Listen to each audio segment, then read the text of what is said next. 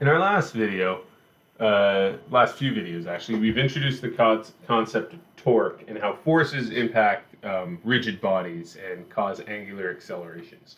We're going to sort of follow a similar or analogous path to what we did at the start of the semester when we started with one-dimensional forces and how they caused accelerations. And in one dimension, we just had that sign of positive for the right towards the right and negative towards the left. But then when we developed our full vector description of forces and velocities and everything, this sort of led into the idea of momentum.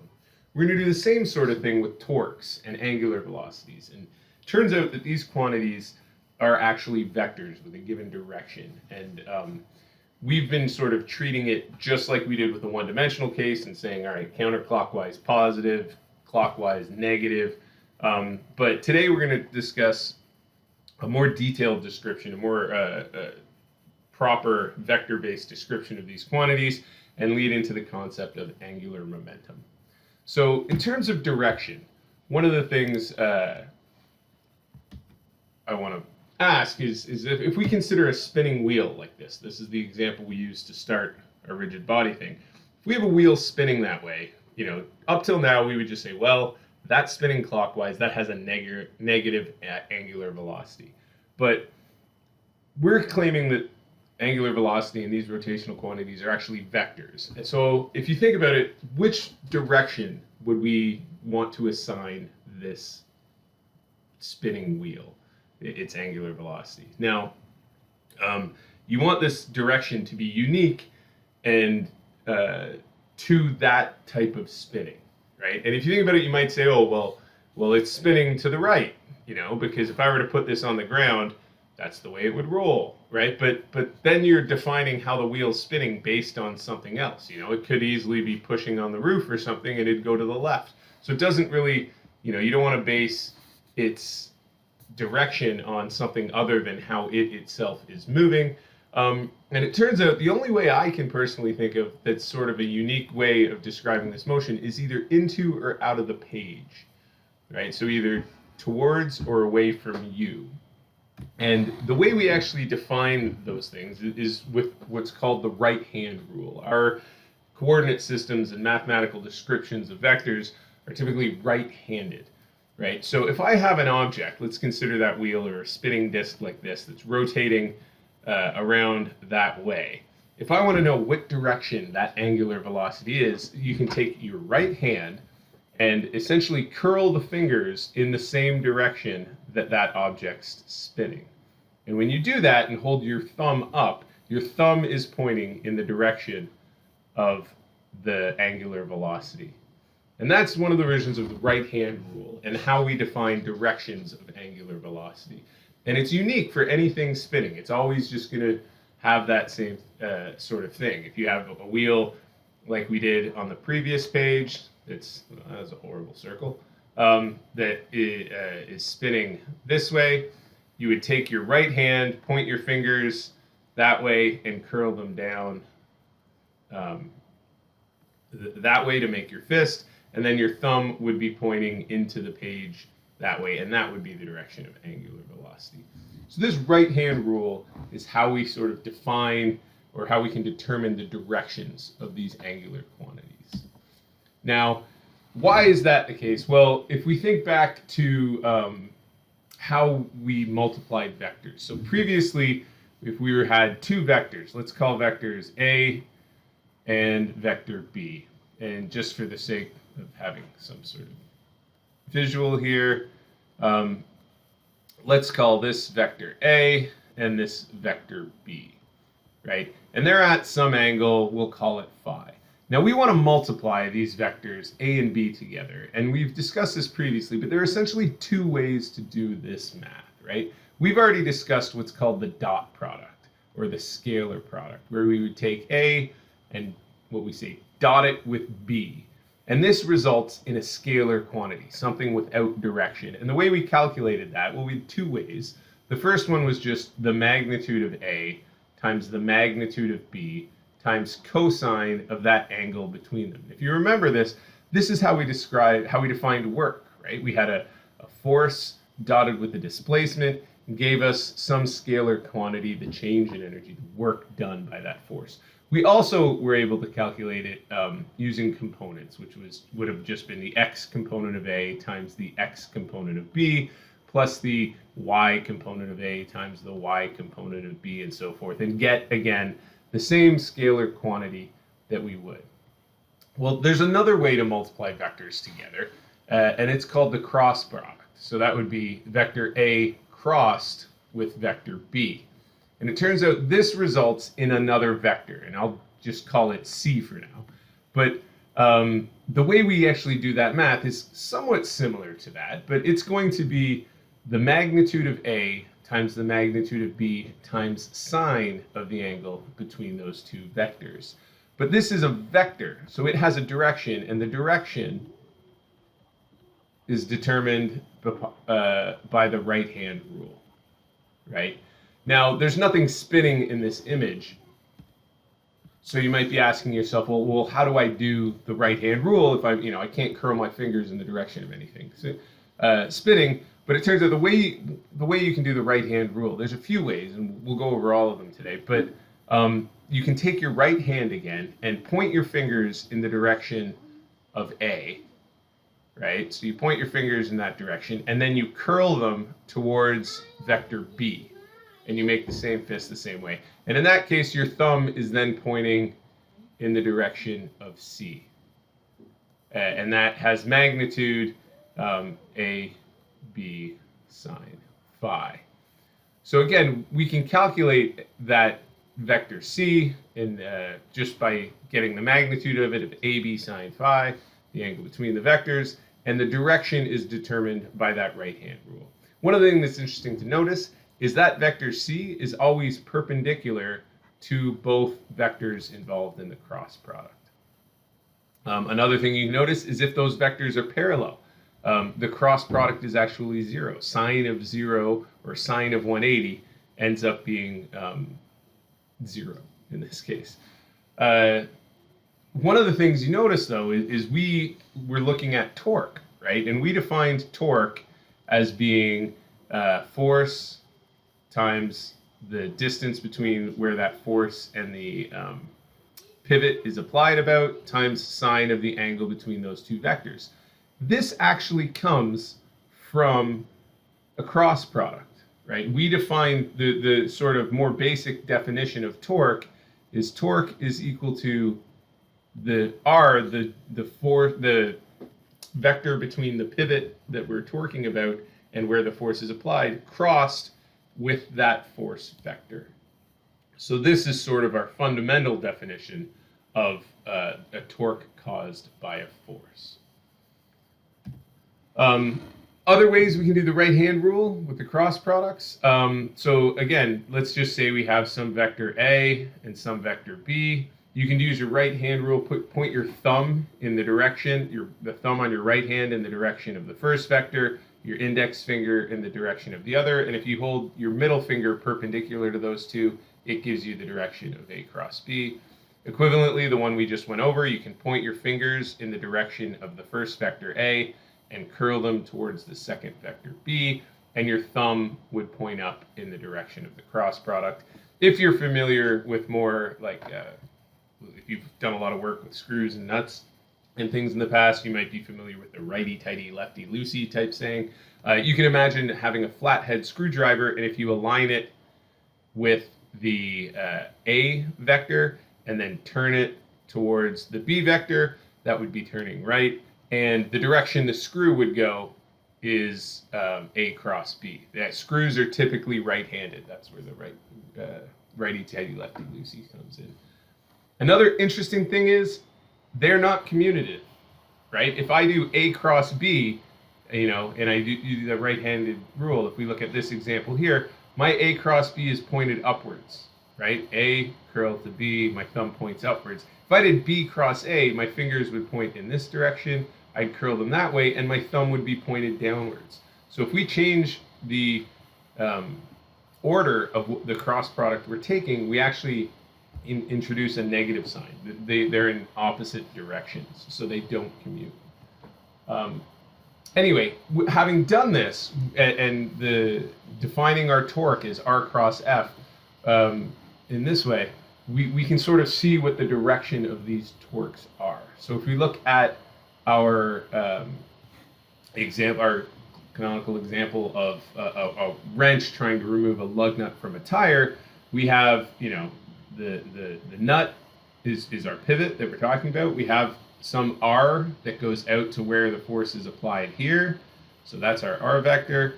If I'm applying the force downwards, that's my force. If I want to do the cross product to figure out the direction, I can just line up their tails at one point.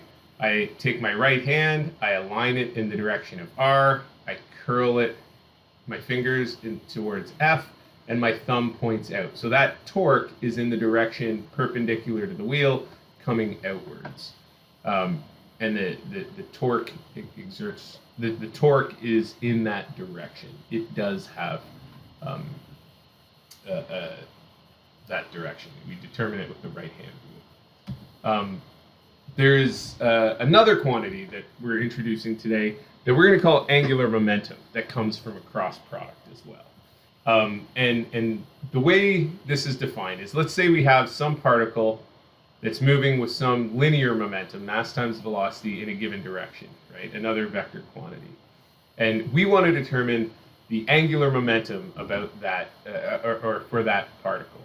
Well, angular momentum, just like torques, have to be considered about some point. So you have to, angular momentum is always about some axis or about some point.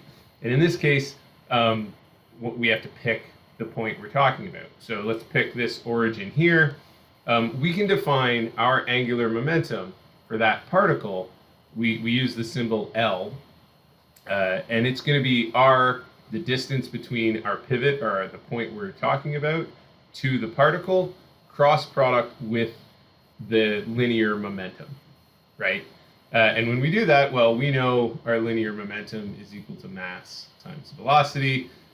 So the magnitude of our angular momentum is going to be R, that the distance between the pivot and where the particle is, times the magnitude of the momentum, times sine of the angle between them. Or in this case, we've used the symbol beta, so I guess I should switch to beta.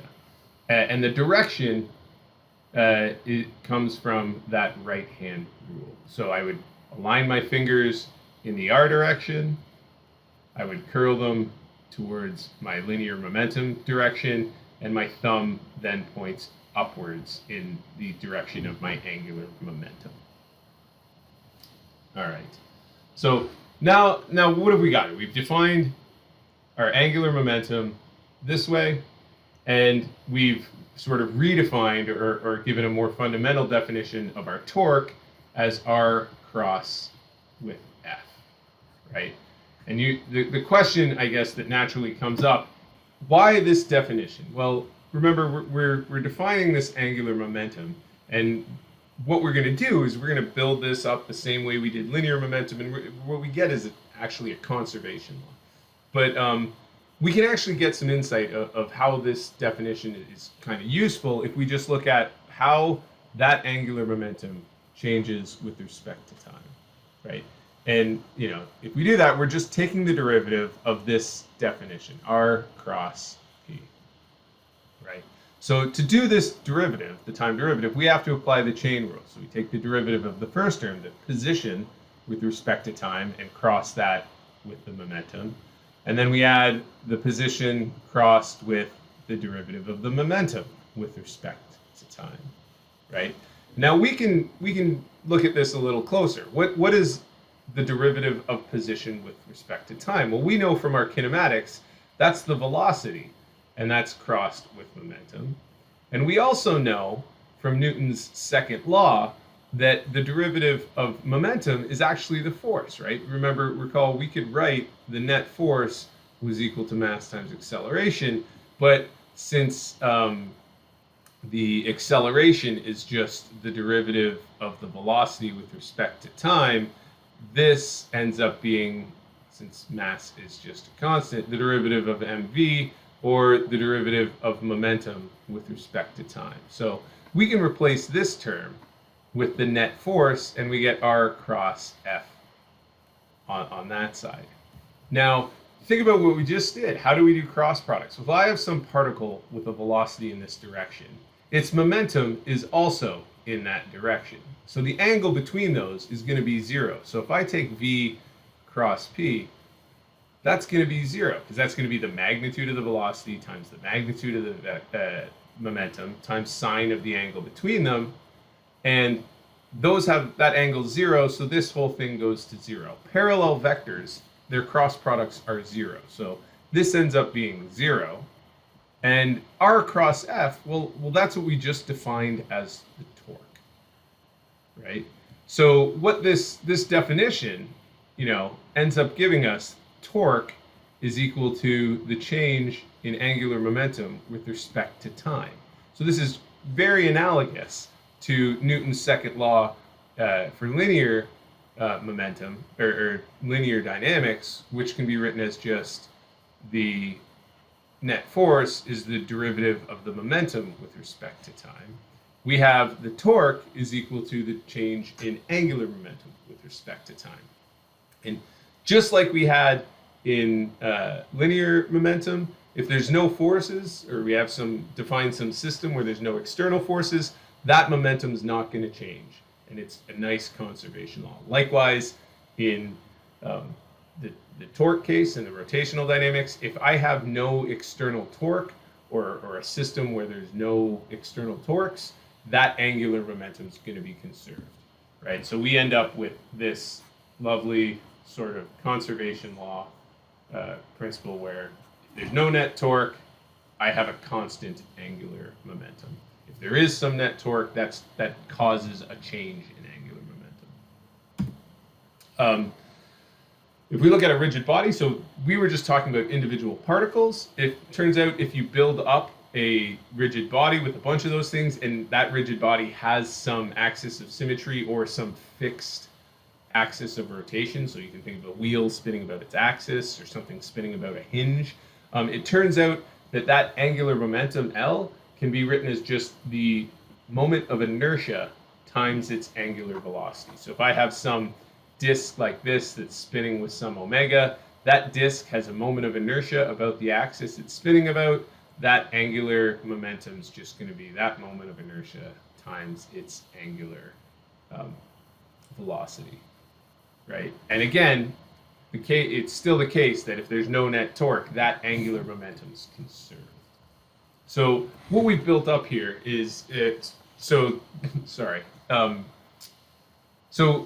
this describes something that we're probably familiar with. If you've ever had an office chair that spins, I'm sure you've done this. But when you spin, you're rotating. You have some angular momentum L.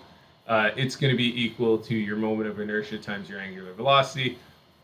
But if you pull in your arms, so if you think about figure skaters, how they actually get spinning so fast is they enter a spin and they have their arms and legs spread out. And when their arms and legs are spread out, here's my artist rendition of a figure skater, they have a lot of mass far from the axis of rotation.